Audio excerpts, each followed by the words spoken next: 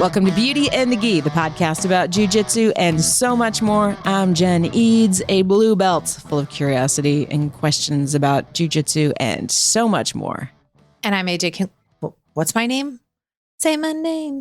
I can't. See, I went to Slim Shady. Yeah, I mean, that could have worked too. That's not my name. I'm AJ Klingerman, a Brazilian Jiu-Jitsu black belt, obsessed with Jiu-Jitsu and the Jiu-Jitsu community. I love how you work that into. I feel hold on, let me get your soapbox out. Thanks, I appreciate it. I'm here for you. Step up on it. Yeah, no podium, just a soapbox Just a today. soapbox. What's on your mind about community? Okay, so this stems from, there was a post in one of the women's groups about whether or not you would contact your opponent leading into a competition. Okay, so let me play out the scenario for you. There's just you and one other woman in your division. And she isn't, maybe she can't make it and she contacts you. How do you feel about it? Grateful, super happy that she reached out, especially if there's only one. Yeah. Okay. What if she can make it, but she contacts you to make sure you're going to make it? How do you feel about it? Great. Then I also know that she's showing up. Yeah. Right? It's like you confirm an appointment. So why? Yeah. I feel good about that. So would you reach out to her and do the same thing? Yeah, I think I would. Excellent. Because a lot of people that I've asked are like, well, I would love if they did that, but I wouldn't feel comfortable doing it. Has been the consensus. Do you think that's a generational thing? Do you think especially the masters women? Maybe. Because I feel like there's so few, at least in my division, that I'm going to be like, hey, are you going to actually show up for this? You know, I was agreeing with you at first, but this conversation came from a group from women over 40. No kidding. Yeah. Yeah. Oh, interesting. So, one of my students, I was talking to him about it, and I did that for him at the last competition because he was doing no-gi in Nashville. His match wasn't set until 5 p.m. Oh, gosh. And we have a 5-hour drive home, right? So on Saturday, I contacted him and was just like, hey, I just want to make sure that you're going to be there tomorrow, because we'll be waiting. Right. Yeah. And to wait all that time sucks. And he was like, yeah, absolutely. And the only reason he competed was because I had contacted him, because he was like, I don't know if I'll stick around, blah, blah, blah. But because I'd contacted him and he said he'd be there, he stayed. That's great. Yeah. That's great for everyone. Exactly. Right. So this post, they're asking, would it be weird if I contacted my opponent?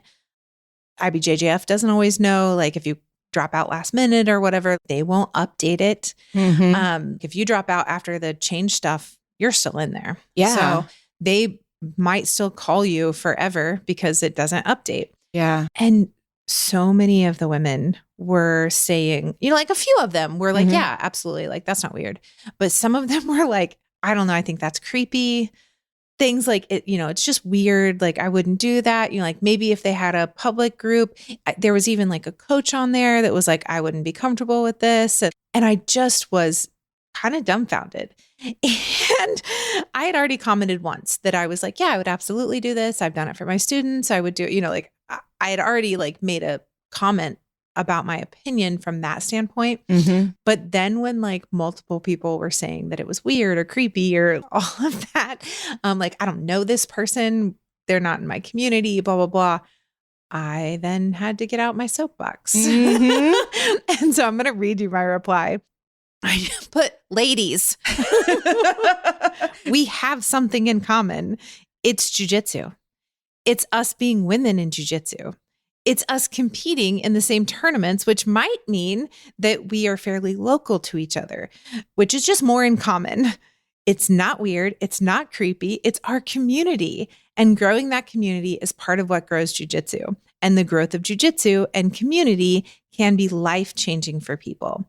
I know this post is just about competitions, but it's kind of about so much more. I was just so taken aback by it. Yeah. These are your people. Yeah. You may not know them, but this is your community. Yeah. I also feel like if you've signed up and you've committed and you're not going to go, for whatever reason, and there's one other person in your bracket, I feel like that's just the nice thing to do. Right. Like give them a heads up. Right. So they can, maybe get their money back or figure out if they want to move to a different bracket or decide if they even want to show up. Exactly. Because a lot of us do have to travel. Yes. And it's a commitment. What if they bought a plane ticket? Yeah. What if they are taking a day off work? I mean, I think there's so much that goes into it. Yep. That as a member of the community and somebody that wants to be supportive of this community, don't be a jerk. Get out of your head and say, hey, I'm not going to be able to make it. You know that you're not going to go. Give that person a heads up because they've probably, gotten a babysitter or moved some things around. So especially in this master's division, most of us work jobs that we have to be at or have kids or, whatever. I remember once being at, I think it was Pan's a few years ago. And there was this very well-known grappler. And she had been there for the first 2 or 3 days, watching, coaching, all of that.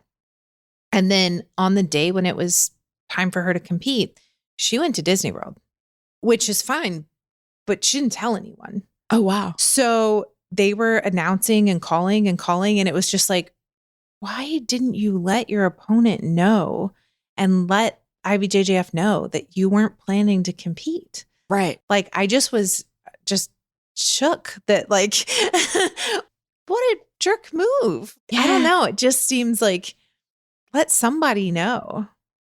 Yeah. I feel like that's just a basic level of courtesy. Yeah. Like that is base level. Yeah.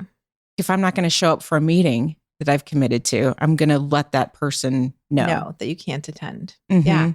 At that point, it's already too late to get your money back or to not travel or whatever.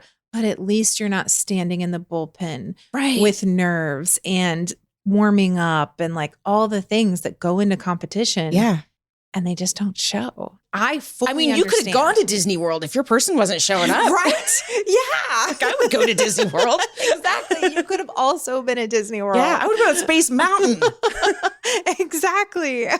You could have gone together. I don't know. Right? Maybe you could be new best friends. You can, I don't know, grapple on the... Right? I'm sure they would. Don't do that. No. We don't advise. No, that'll get you kicked out of line. Yeah. Maybe out of Disney. Right? Probably. I hate to go to Disney jail. I wonder what that's like. Talk about feeling goofy. Feel like we've gone to a new level in the podcast now.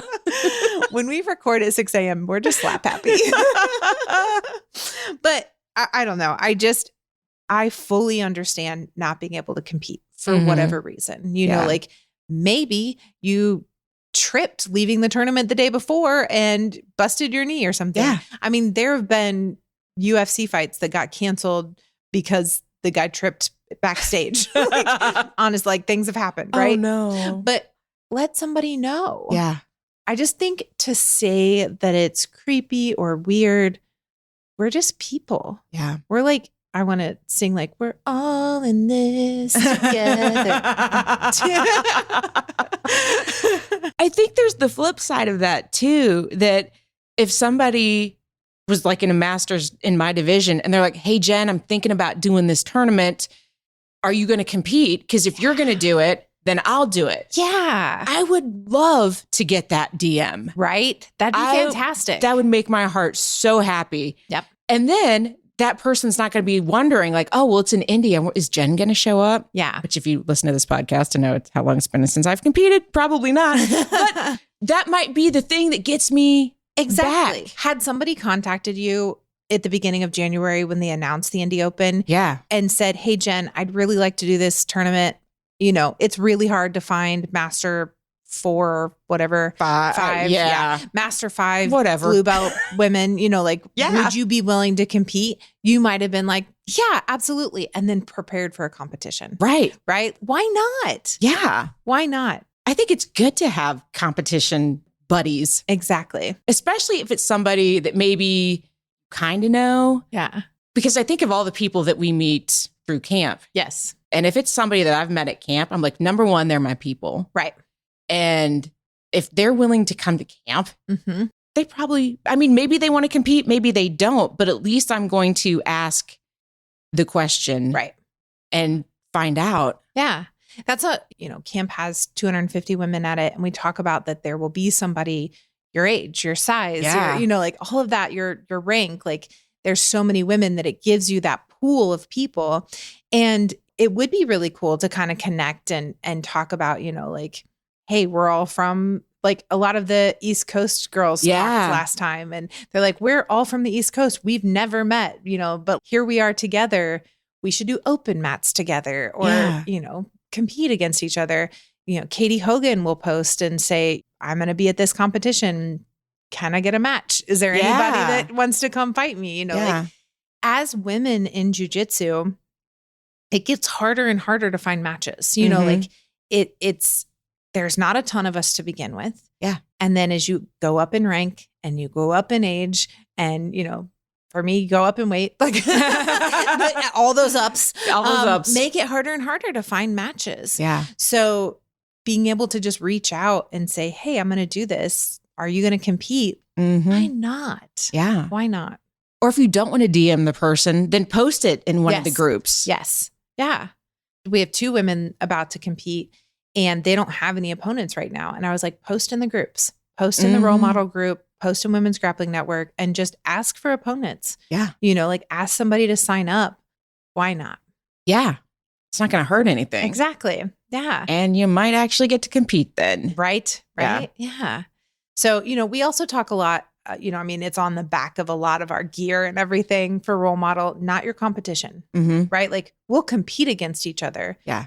But I'm not your competition in life. So why not be a community instead? Mm-hmm. We are a community. Right. Like, let's build that.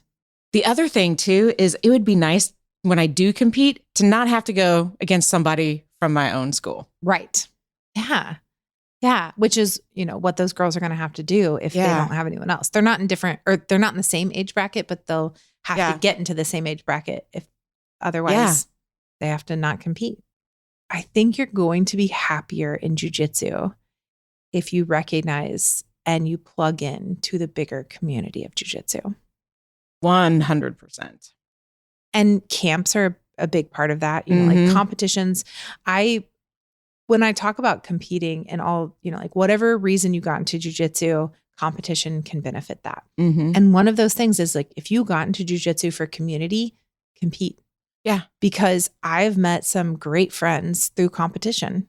I met Jess Sunier through competition. I'm going to Taylor Biaggi's to train. I met her through competition. I met a lot of these people through competing. And you always have snacks too, right? That is true. Yeah. I think so. Jiu-jitsu competition and snacks. And snacks. Yes. It's key. Snacks. That is one of my favorite things. Most of the friends that I made in the early days, like back in like 2002, I remember being at the Nationals in Columbus, Ohio, because, that sounds like a good place for Nationals. Sure. And I literally brought a suitcase of snacks. Yeah. And just was handing them out and making friends. Yeah. And look at that now. Yeah. How that, like we just talked about the upward spiral. Mm-hmm. And that's one of those things that with that compounding interest. Yes. And that has really helped build the community. Yeah. Yeah. Snacks. And when you talk about, or like when my introduction, I say I'm obsessed with jiu-jitsu, it's honestly not jiu-jitsu. I love jiu-jitsu. Mm-hmm. I love doing jiu-jitsu. I'm real sad when I can't do jiu-jitsu. But the part that I'm actually obsessed with is the community. Mm-hmm. We do this thing that I don't want to talk too much about at camp, but we kind of talk about how much jiu-jitsu can change people's lives. And it's a very powerful session. And that happens because of community. Mm-hmm. Multiple women say that jiu-jitsu changed their life or saved their life because of the community. Yeah. So build that community. Be a part of that community. I'm very passionate about this. Yeah. I'm never getting off this soapbox. I couldn't tell. The soapbox is mine and I'm staying on it. Thank you for coming to my TED Talk. It's never ending. That's why we have a podcast. Exactly. So you can continue. Yes. And if you're thinking about coming to camp in July, I mean, I know a 52-year-old blue belt that's going to be there. Yeah. Looking for rounds. Yes. And my favorite thing from camp last year was people would come up and ask me to roll because I said, come find me and ask me to roll because I hate going to ask people to roll. Yeah. Yeah. And the thing is too, like everyone does. Mm-hmm. I mean, not everyone. Yeah. But I bet 95% of people struggle to ask people to roll. Mm-hmm. So 2 things.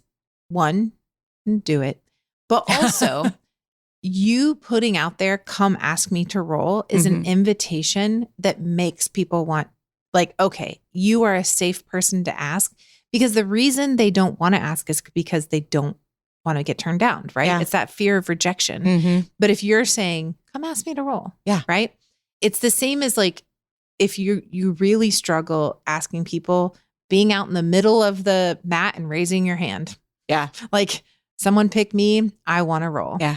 So sometimes it's okay to bring that pick me energy. Yes, definitely. Okay.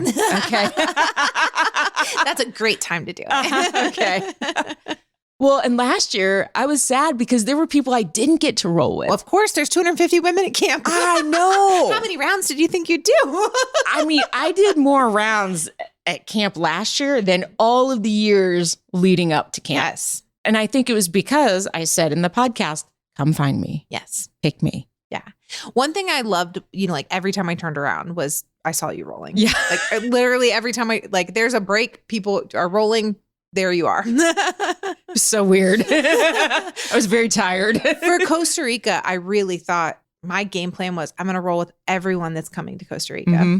And I ended up getting 9 rounds in, I think, Saturday and Sunday. No, I got them all on Sunday. I didn't roll Saturday. That was our first day there. Got them all in on Sunday and then fell out of the boat whitewater rafting on Monday and didn't get to roll again the rest of the week. So I didn't reach that goal, but I came in with the intention of it. And that's a really good story, though. It really is. Yes. Yeah. I just fell out like an egg, just rolled right out. Then didn't know how I got back in. Amazing. I'm very sorry I missed that trip now. Very sorry. Just for that. Just for that. Yes. But no, I think, like being able to be a part of the community, make friends, go to open mats, attend camps, contact people, comment on people's stuff. Mm-hmm. If people are asking questions in the Women's Grappling Network or in the role model group, like any of those pages, and you see it and you have an answer. People do care what you think. Mm-hmm. That's why they asked. Yeah. They need your opinion.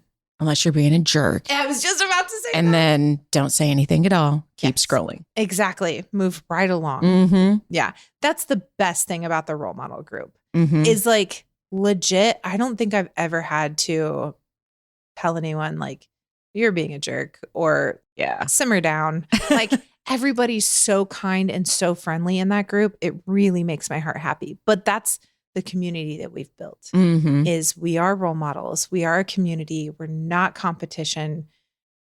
All right. There you have it, friends. Communicate, community, compassion. Look at that. Cackle. Is that a C or a K? I'm not good at spelling. I think it's a C. I think it's a C too. We'll go with that. All right, friends. We've been talking about communication, which means we want to hear from you. If you're listening in Spotify, we put a question for every episode that you can comment on, leave us some feedback. You can also leave us 5 stars if you're in Spotify or Apple Podcasts. Smash those stars. I feel like a YouTuber. Smash that like button. It's aggressive. It's going to be in my next life. It's my jiu-jitsu. Smash. We are YouTubers though. Oh, we are. Watch our shorts and such on YouTube. That's true. Thank you for reminding me of that. Yeah. Yeah. We have been putting little shorts out there, showing some moves, showing some things that maybe you're missing in your moves. So it's Beauty and the Gi podcast on YouTube. Smash that like button. I feel like I'm going to join the WWE. All right, brother. And we are on Instagram at Beauty and the Gi podcast. And I'm hanging out there at Brassy Broad Jen. I'm also on Instagram at Brassy Broad Jen. And I'm AJ Klingerman. Everywhere you go, except TikTok. TikTok, I'm roll_model. And I'm really aiming for 1,000 followers. So please follow along. All right. There you have it, friends. Thanks for tuning in. And we will see you on the mat. Beauty and the Gi is a production of the Brassy Broadcasting Company. And brought to you by Role Model Grappling.